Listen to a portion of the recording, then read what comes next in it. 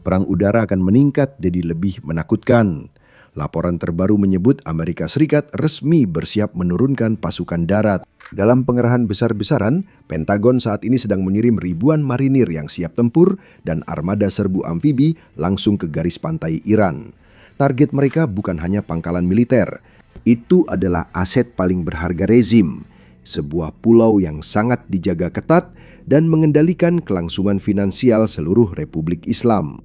Untuk persiapan serangan, Amerika Serikat baru saja melakukan hal yang belum pernah terjadi. Pada 1979, Presiden Carter mempertimbangkan menyerang Pulau Karg, namun tidak jadi. Lalu, pada tahun 1988, Presiden Reagan juga sempat mempertimbangkan untuk menyerang pulau itu, tapi akhirnya dia memutuskan untuk tidak melakukannya. Tapi kemarin, itu berubah. Dan sekarang marinir sedang bergerak ke wilayah tersebut. Wall Street Journal melaporkan kemarin bahwa Menteri Pertahanan Pete Hegseth telah menyetujui permintaan untuk mengirim 1 kelompok siap tempur amfibi dan 1 unit ekspedisi marinir ke Timur Tengah. Kelompok siap tempur amfibi pada dasarnya adalah unit respons cepat yang dirancang untuk serangan berbasis laut, operasi khusus, dan tentu saja misi kemanusiaan. Kelompok ini terdiri dari sekitar 5.000 personel, setengahnya adalah marinir, dan setengahnya lagi adalah pelaut. Sekarang ini jelas tidak cukup untuk invasi darat penuh ke Iran, tapi mungkin cukup untuk Pulau Karg. Inilah mengapa hal ini penting. Pulau itu benar-benar aset paling berharga Iran. Jadi, mengapa Pulau Karg begitu penting secara strategis bagi AS? Mengapa AS berusaha merebutnya? Nah, inilah alasannya. 90% minyak mentah ekspor Iran melewati pulau itu. 90%. Dan alasannya adalah karena pulau itu pada dasarnya berfungsi sebagai terminal. Dan terminal itu memungkinkan kapal tanker sangat besar yang dapat membawa hingga 85 juta galon minyak untuk dapat mendekat ke terminal dengan cukup mudah, lalu kembali turun ke Teluk Persia dan keluar dari Selat Hormuz menuju Tiongkok. Tiongkok adalah pengguna utama minyak Iran. Jadi apa lagi yang membuatnya penting? Ini juga merupakan jalur ekonomi utama bagi Garda Revolusi Islam atau IRGC. Dan jika anda mengambil pulau itu dan menguasainya, maka anda secara efektif memutus jalur hidup mereka, kemampuan mereka untuk melakukan perang. 90% ekspor minyak Iran melewati pulau ini. Tapi disinilah penting untuk memperjelas. Minyaknya bukan dipompa keluar dari pulau ini, melainkan sebagian besar minyak sebenarnya berasal dari daratan utama Iran melalui pipa-pipa. Minyak tersebut kemudian tiba di depot di pulau ini, lalu dimuat ke kapal tanker dan dikirim ke seluruh dunia. Sekarang seperti yang kalian tahu, pendapatan minyak merupakan pemasukan besar bagi IRGC. Republik Islam telah memberi IRGC kendali penuh atas sumber daya minyak negara. Artinya, pulau ini mendanai pasukan pengawal revolusi yang melindungi rezim. Inilah alasan pulau ini jadi target Amerika Serikat selama beberapa dekade. Namun, sejauh ini belum ada presiden yang benar-benar menyerangnya. Itu berubah tadi malam saat Presiden Trump mengeluarkan pernyataan. Atas perintah saya, Komando Pusat Amerika Serikat melancarkan serangan bom terbesar dalam sejarah Timur Tengah dan menghancurkan semua target militer di Pulau Karg, permata mahkota Iran. Faktanya, cuplikan di layar Anda merupakan bagian dari serangan yang dibagikan Presiden Trump. Serangan ini menghancurkan lokasi peluncuran rudal, operasi ranjau, dan instalasi militer. Namun Trump menegaskan, serangan ini belum mengenai infrastruktur minyak dan menambahkan peringatan. Jika Iran mengganggu kebebasan lalu lintas di Selat Hormuz, keputusan untuk tidak menyerang infrastruktur minyak Iran akan dipertimbangkan kembali. Sekarang marinir kembali berperan. Setelah mengumumkan serangan itu, Presiden Trump ditanya apakah ia akan mengambil alih pulau tersebut. Berikut jawabannya, silakan dengarkan. Jadi, tahun itu adalah 1988. Presiden ini, calon presiden masa depan Donald Trump, sedang menjual sebuah buku berjudul The Art of the Deal. Dia memberikan wawancara kepada sebuah surat kabar Inggris pada saat itu, di mana ia membicarakan tentang Iran. Anda mengatakan kita harus mendapatkan kembali rasa hormat untuk Amerika di panggung dunia, dan Anda memiliki kata-kata tegas untuk Republik Islam itu. Anda bilang mereka mengalahkan kita secara psikologis, dan membuat kita tampak bodoh. Jika satu peluru ditembakkan ke orang atau kapal kita, saya akan menghajar Pulau Karg. Saya akan masuk dan mengambilnya. Sekarang di sini, pada tahun 2026, Anda adalah presiden. Apakah Anda berpikir untuk mengambil Pulau Karg, tempat lewatnya 90% minyak Iran? Dan apa pendapat Anda tentang? Apakah Anda ingat wawancara itu dan aliran pemikiran tersebut? Maaf Brian, saya tidak bisa menjawab pertanyaan itu. Seharusnya kamu juga tidak menanyakannya. Kamu seharusnya bahkan tidak menanyakannya. Itu hanya salah satu dari begitu banyak hal yang berbeda. Itu bukan yang terpenting, tapi itu salah satu dari banyak hal yang berbeda. Dan saya bisa mengubah pikiran saya dalam hitungan detik. Tapi, kamu tahu, untuk kamu menanyakan pertanyaan seperti itu, siapa yang akan menjawab pertanyaan seperti itu? Maksud saya, kamu mengajukan pertanyaan kepada saya, Pulau Karg. Oke, Emma? Siapa yang akan menanyakan pertanyaan seperti itu? Dan orang bodoh mana yang akan menjawabnya? Oke, misalkan saya akan melakukannya. Atau misalkan saya tidak akan melakukannya. Apa yang akan saya katakan padamu? Oh ya, Brian, saya berpikir untuk melakukannya. Biar saya kasih tahu kapan dan jam berapa itu akan terjadi. Itu bukan, kamu tahu, itu semacam pertanyaan bodoh. Agak mengejutkan datang darimu karena kamu orang yang pintar. Saya pintar, tapi Anda luar biasa. Sudah memikirkannya pada tahun 1988. Sebenarnya itu bukan penyangkalan. Jika melihat sejarah baru-baru ini, setiap kali aset militer dipindahkan ke wilayah, akhirnya kita menggunakannya. Nah, itu tidak selalu berarti sejarah akan terulang lagi di masa depan, tapi pola itu sulit untuk diabaikan. Nah, penting juga untuk menunjukkan bahwa marinir bisa saja pergi ke wilayah tersebut untuk misi lain. Kita tidak benar-benar tahu untuk apa mereka akan digunakan. Salah satu opsinya adalah, tentu saja, kita telah membahas serangan pasukan khusus jauh ke dalam Iran untuk merebut persediaan nuklir yang ada di Esfahan. Opsi lain adalah mengamankan jalur pelayaran di Selat Hormuz, atau bersiap merebut pulau lain yang mendanai rezim. Banyak kemungkinan, kita harus terus memantau. Ini hanya pengingat singkat untuk semua orang. Jika Anda belum berlangganan, tekan tombol subscribe di bawah. Sebulan terakhir kami mengalami masalah dengan bot Iran yang menyerang saluran. Ini sudah dikonfirmasi langsung oleh YouTube kepada kami tadi malam. Jadi jika Anda menekan tombol subscribe di bawah, itu akan mendukung saluran kami. Sekarang mari kita bahas bagaimana Iran merespons.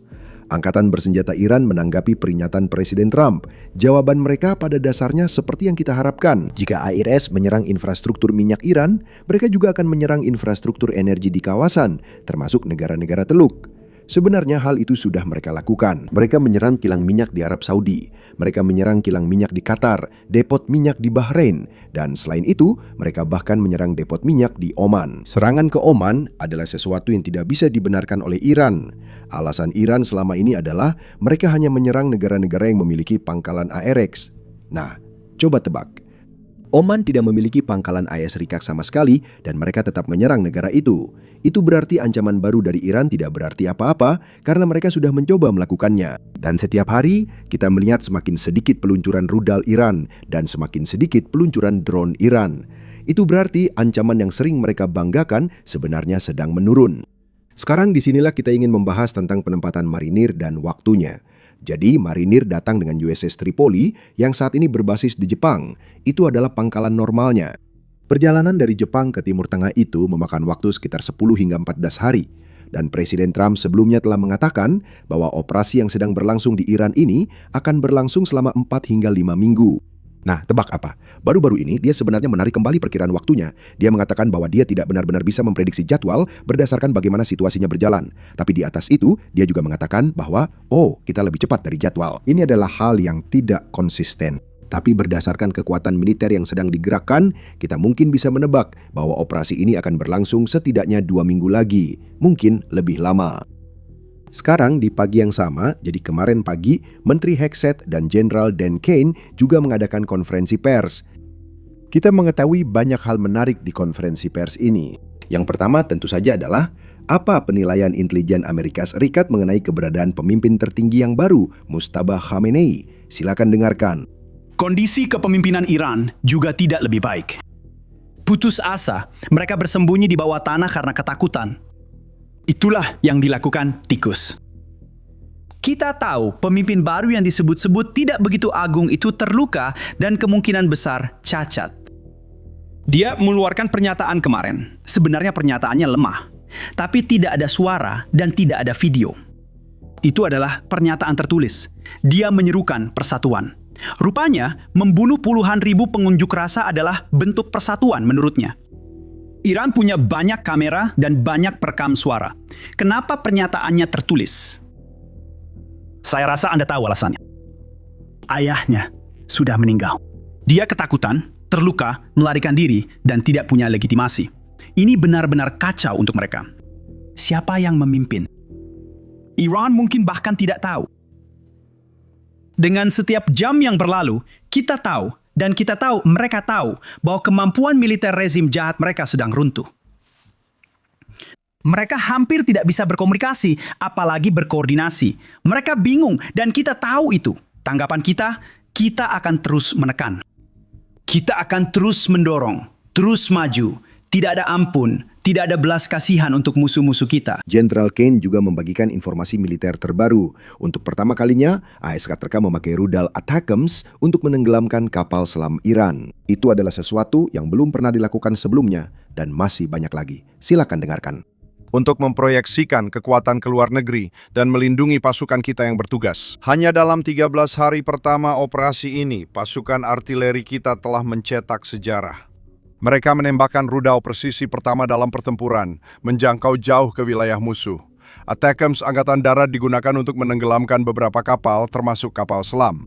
Dan mereka melakukan semua ini dengan ketepatan dan tekad yang berasal dari latihan tanpa henti, serta kepercayaan satu sama lain dan pada sistem persenjataan mereka. Dan terakhir kita mendengar Menteri Hegseth berbicara tentang persediaan nuklir Iran. Nah, ini adalah sesuatu yang sudah lama kita bahas di saluran ini. Saat negosiasi, Iran menolak menyerahkan uranium yang diperkaya. Mereka hanya mau memberi sebagian kecil dan ingin menyimpan sisanya. Selain itu, mereka ingin mempertahankan kemampuan nuklir. Hal ini telah dilaporkan oleh beberapa media terpercaya di Amerika Serikat. Dan selain itu, Steve Witkoff mengonfirmasi hal ini setelah negosiasi selesai. Sekarang, ini sebenarnya adalah salah satu alasan mengapa Iran tidak bisa dipercaya dengan kemampuan pengayaan nuklir. Karena sebelumnya, Iran telah berjanji berkali-kali bahwa mereka tidak tertarik untuk mengejar senjata nuklir. Namun, mereka tidak bisa menjelaskan alasan memperkaya uranium hingga 60% jika memang tak ingin membuat senjata nuklir. Tidak ada tujuan lain. Ini menunjukkan bahwa negara ini memang sedang membangun bom nuklir. Ini adalah negara yang secara aktif berencana untuk membangun bom nuklir suatu saat di masa depan dan menggunakannya sebagai alat tawar-menawar untuk mendapatkan lebih banyak konsesi dari sekutu regional. Inilah alasan jelas dimulainya operasi militer dan perang ini. Pertanyaannya, bagaimana Amerika Serikat menangani persediaan nuklir ini? Inilah yang disampaikan Menteri Hegseth. Di tengah sana, dasi merah, ya. Michael Gordon, Wall Street Journal. Iran diperkirakan memiliki 440 kg uranium yang diperkaya tinggi di setidaknya 2 lokasi dan beberapa ribu kilogram material dengan kemurnian lebih rendah. Bisakah Anda menyelesaikan misi ini dengan sukses tanpa secara fisik mengambil kendali atas material tersebut? Apakah Anda mengandalkan negosiasi diplomatik agar ada kendali yang berujung pada penyingkiran material itu? Anda sudah menyebut rudal, drone, dan industri militer. Anda belum menetapkan bahwa menangani material tersebut adalah prioritas misi. Kami telah mengatakan sejak awal, mencegah Iran memiliki senjata nuklir adalah misi inti. Kami tetap memiliki berbagai opsi untuk memastikan mereka tidak pernah memilikinya. Presiden Trump sudah menyatakan hal itu. Karena itulah, misi ini tak akan mungkin terjadi tanpa Midnight Hammer dan peran B-2 yang melintasi serta menghancurkan fasilitas tersebut. Itu menciptakan peluang untuk apa yang kita lakukan sekarang. Presiden tetap fokus pada kemampuan nuklir. Saya akan katakan, kita punya banyak opsi, termasuk jika Iran ingin menyerahkan itu, yang tentu akan kita sambut. Namun, mereka tak mau saat negosiasi. Saya tidak akan memberitahu kelompok ini atau dunia tentang apa yang siap kita lakukan atau sejauh mana kita melangkah. Tapi kita punya opsi.